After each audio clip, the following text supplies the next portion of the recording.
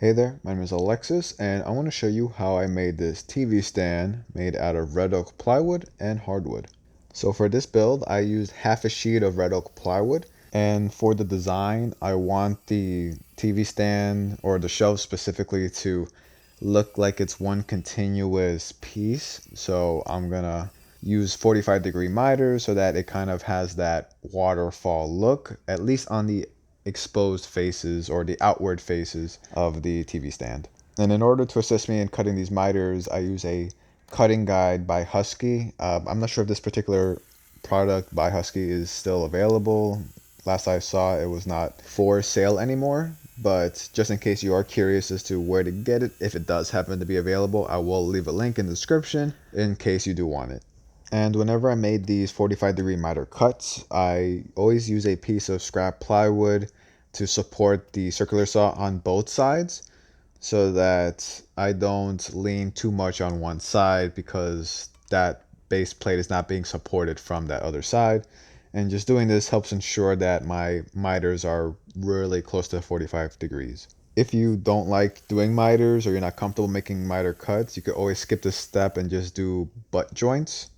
And you could just connect the pieces using pocket holes and glue, or you could use dowels or dowel pins. And I actually used both pocket holes and dowel pins to connect the shelf dividers later on in the video, and you'll understand why I use both later.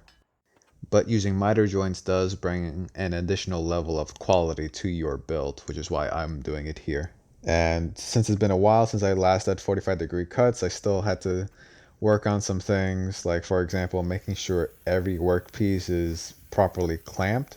Normally the sacrificial piece of plywood underneath the red oak doesn't have to be clamped when I do normal 90-degree cross cuts, but here I had to make sure everything was properly secured. The next thing I learned really quickly about cutting miters, especially if you're making a lot of miter cuts, is to have a drawing out or make a diagram so that you know where your miters should be oriented, because you end up making mistakes like this. So I have to recut the middle shelf.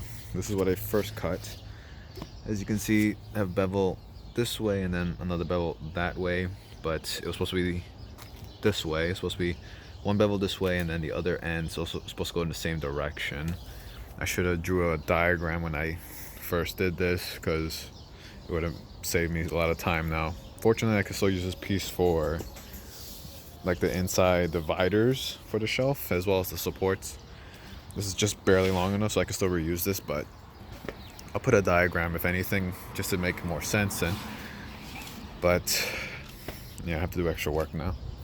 So the first part of the glue up will be the top shelf and the side support. And to secure everything together, I use these 90-degree Bessey corner clamps to keep my pieces square and provide a lot of pressure. So once everything is dry fitted and properly clamped, I draw a line on the plywood edges on the joint connections so that once I apply glue on both pieces and reinstall it, I can use that line as a reference to keep my pieces in proper alignment. Once I did the first glue up, I checked to see how the fit was for the second shelf, and I guess somehow I didn't make as straight of a cut as I did on one of the pieces, or perhaps both of them, and it resulted in one of the corners having a pretty big gap. What I did to remedy it was to measure that distance or measure the gap that was produced, and then I mark out that length at the other corner so that I can draw a straight line from the corner of the plywood piece where the opening is to that line I just marked out, and then I just cut down that length, and hopefully that should properly butt up against each other. Unfortunately, when I made this cut, the circular saw was facing slightly upward when I started the cut, and it resulted in a bit of too much material being taken off. Fortunately, this side of the TV stand will be facing downward, so no one's gonna notice it unless you look directly underneath it. And even if someone does look underneath it, they still won't notice it because once everything is put together, I'm gonna fill all the gaps with wood glue and sawdust. One thing I needed to keep in mind when making this build is the top and bottom shelves are the only shelves that are going to be receiving edge banding on the sides. while the middle one doesn't because the miter corners are concealing the plywood edges on the sides. So when you're cutting the top and bottom shelves to length, you need to consider the final width of the middle shelf and then also take into account the thickness of the edge banding so that you don't have two shelves that are wider than the third shelf. Before you can install the middle shelf, you need to cut out shelf dividers because this piece is about 38 or 39 inches wide and it's only going to be supported from one side at the moment unless you put up dividers. So in addition to the side supports, each shelf will have two separate dividers. So I'm installing these dividers using two different methods. The tops of the dividers will be secured using pocket screws, and as for the bottoms of the dividers, they'll be secured temporarily with screws coming through the bottom of their shelves, and then those screws will be replaced with dowel pins, and then I'll plug that hole up with a regular oak dowel. And the reason I'm doing pocket holes only on the top part of the divider and not the bottom is the pocket holes will be visible if you're sitting or standing next to it, but the pocket holes for the upper portion of the divider won't be as noticeable if you're sitting or standing next to it, which is why I chose to just do it there. And depending on how you or where you place the pocket holes, you can make them even less noticeable. For my build, I had my pocket holes about 4.5 or so inches away from the edges on either side. And to add a bit more security, I added a thin bead of wood glue on the pocket hole side of each divider. One thing I forgot to mention, which I'll explain a little bit more in depth later on, is you should reinforce your miter joints with splines prior to installing the dividers and the next shelf, as the dividers will get in the way when you're installing the splines. Once you've installed the middle dividers and you're able to install the second shelf, next is to connect those dividers to the second shelf from the bottom temporarily using screws, and then I replace those screws with dowel pins once everything is secured. So the way I did it is I installed 3 screws temporarily, then I replace each screw with a dowel pin. I plunge the dowel pin about 1/8 of an inch to 1/4 of an inch below the surface of the plywood, and then I come back in and I make a slightly larger hole that's 3/8 of an inch thick, and I plug that hole with a red oak dowel. Now the reason I use a larger dowel instead of using a same size dowel as the dowel pins is I just happen to have a 3/8 inch dowel that I wasn't using, so I just made a larger hole. But if you were to do this, you could easily just get the same size diameter dowel and dowel pin. My only tip for installing dowel pin is after you make the hole for it, make sure you clean up any sawdust or debris that might still be in there before you install the dowel pin. And my other tip would be, if you can, use a scrap piece of wood and pre-drill a hole to help keep your drill bit vertical whenever you're plunging these holes, because since you're going about 2 to 3 inches deep, you don't want to accidentally stray outward and potentially break out into the side of the divider as you're going deeper into the wood. Once I installed the first set of dividers, I worked on installing the spline openings for the miter joints. And I made this jig for when I made some picture frames a while back. I actually have a build video for that if you want to check that out. I'll leave a link in the description, or I'll put a card up in the corner in the video. So this jig essentially allows me to make spline openings using the router in a safe way. And I usually do about a 3/32 of an inch pass every time, sometimes more, sometimes less, depending on how aggressive the router feels. And it's worked really well for me. I've done this for several picture frames now, and I haven't had any issues until later on in this build, which I'll explain later. But after doing a few passes, I'm able to cut out splines for the spline openings, and I just use 1/4 inch oak board. And I just cut out the splines slightly oversized, and I just use a miter box most of the time. You could also use a miter saw if you have one. Alternatively, you can also use a darker type of wood so it kind of stands out more, but for my particular build, I decided to orient the spline so that the grain pattern on the top of the splines matches the grain pattern on the top of the TV stand. Then once the glue has cured, I remove the excess using a flush trim saw.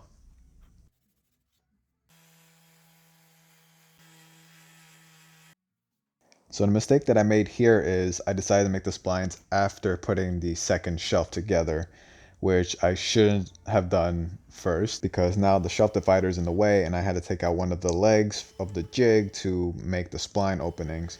And as a result, the spline jig was not secure enough, and it resulted in the router shifting side to side a little too much and forced the router bit to come off and create a bit of tear out on the joint. Fortunately, I was still able to install a spline, but the tear out is very noticeable, so I decided to cover up that little area using a piece of iron-on edge banding. And I used a utility blade to cut out an outline around the area I want to take out, just so I don't stray outside of that bounds when I'm taking off the first layer of veneer. And then I just cleaned everything up with a chisel, but the chisel wasn't that good. That's why I used a utility knife, but it worked. And there was a bit of a gap. I was told by some people that I should have made the opening slightly smaller and then just sand down the edge banding instead of making the opening a little too big. So that's why there's a bit of a gap on one of the sides, but I could just fill in that gap with sawdust and wood glue later. Next is to make the edge banding, and I'm making 1/8 inch thick red oak edge banding. And to make it, I use the width of the material that I'm cutting as the spacing between the rip fence and the saw blade. And then I use a 1/4 inch spacer that's against the rip fence to achieve that 1/8 inch thick material that I want. And that clamp that was on the rip fence is there to prevent the wood from getting pushed upward by the saw blade. I definitely wouldn't recommend anyone to do that. It's definitely not safe. But I just recently got this micro jig gripper from my buddy Trip Southern, so my edge band making will definitely be a lot safer now. Alternatively, you can always use iron-on edge banding, although the quality won't be as good as hardwood edge banding. So when I install the edge banding, I leave it slightly oversized so that once the glue cures, I can just trim the excess off with a flush trim saw. And I repeat the same thing for the edge banding that's going to have miters so that I don't make it too short, or else it's going to have a gap in between and I'm going to have to fill that gap with wood filler. And as you can see, I'm using a variety of clamps here. You can also use painter's tape. That's also helped me as well. Once the glue has finally cured, I need to trim off the excess edge banding, and what I used was a card scraper or a cabinet scraper, and it's probably the more user-friendly version. There's different tools you can use. You can use a chisel or a hand plane, but you need to be experienced to some degree, which I'm not, so that's partly why I'm using this tool, even though it is tedious work, but it does the job. Speaking of tedious work, I did spend a decent amount of time filling in a lot of gaps and cracks along where the edge banding was connected to the plywood, as well as the miter joint connections. I was told that using white glue, like Elmer's glue or whatever, like school glue you can use, would be a better option than wood glue, because the wood glue tends to be like a yellowish color, while the school glue is like white and helps blend better. So I decided to use that, and it seemed like it blended pretty well. When I stained it, it's like a dark color, so it's kind of hard to notice, but there are some spots where it's somewhat noticeable. But the results weren't bad. I got it from the dollar store, so I don't really have any complaints, but I would use it again. So I mixed the glue and sawdust until I get a putty consistency, and then after I apply it into the gaps, I sprinkle a bit of sawdust on top so I can go back in and press some of that putty more into that gap using a piece of scrap wood without the putty coming off. And I had to do this 1 or 2 more times because I ended up missing a spot, or I had to fill in an extra layer into the gap that I missed, but I think the results are pretty good.